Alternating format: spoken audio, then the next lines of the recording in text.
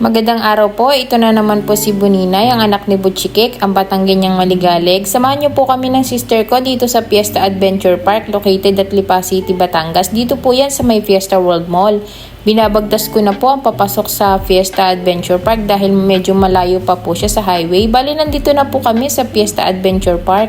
Bali, syempre ang unang step, kailangan mo munang bumili ng ticket na nagkakahalaga ng 350 pesos.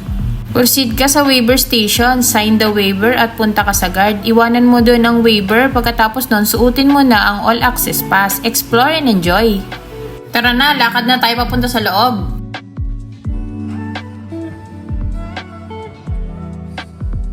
At yun na nga, dinaanan namin tong horror tunnel na ito, though hindi ko naman nafe-feel na horror talaga siya, bago tayo makarating dito sa pinakalaruan. Tapos yan, makakasalubong natin yan, yung sinasakyan ng mga bata, which is katulad yun dun sa mga small theme park dun sa mga malls. And then iyan, kung makikita nyo, medyo madilim-dilim pa ng gabi kasi it's like 5:40 PM na ata ng hapon.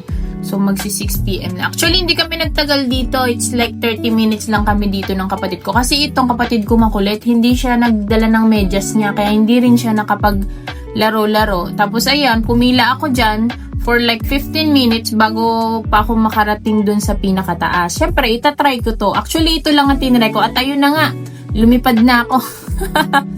Nagduyan-duyan. Tapos after na naglakad-lakad ako kung ano yung makikita ko, may mga nag-games dito sa parang tent na ito.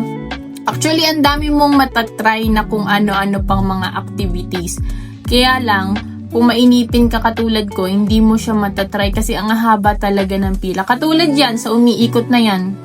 Sobrang dami ng tao tapos ang haba. So, nagpasya na lang kami ng kapatid ko na video na lang kung ano muna yung nakikita namin.